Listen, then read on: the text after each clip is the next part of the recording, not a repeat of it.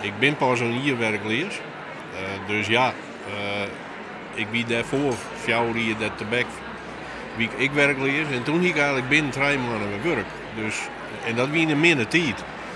Dus ja, in de 10 worden nog wat beter, zei men. Dus ik ga goede hoop.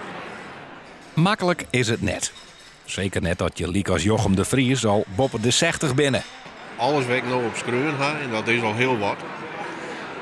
Ja, daar krijg je dus afwijzingen van. En ja, daar kun je heel frustreerd op vielen. Of je kunt denken van, nou ja, de volgende keer maar weer beter. En begin er maar weer voor.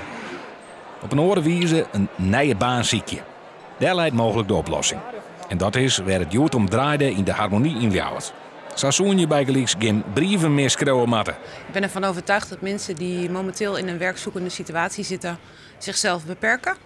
Zich heel erg storten op brieven schrijven, cv schrijven. En dat sociaal wenselijk doen op een vacatureprofiel wat ze toevallig gezien hebben.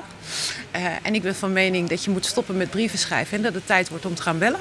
Een bedroog bellen en zien wat er te heljen valt. De Vries steekt wel hier van die nieuwe methodes. Ben ik heel nieuwsgierig naar je, want ik wil wel zien wat de maatschappij eigenlijk nou vreegt precies. Ja, want daar ben ik de ontsluiting een beetje mee kwijtraken. Ik ga wel wat cursussen hier met UWV, maar ja, ik hoop dat dit een beetje dieper is. Dus dan kan ik me weer aanpassen. Concurrentie voor de beschikbare baan is er genoeg. Maar de Vries bloot positief. Ik weet dat ik een soort ervaring heb, dat ik een heel soort ken. Ja, en als men daar dan geen broek van maatje wil, ja, dan missen ze het meeste werk jou een kans.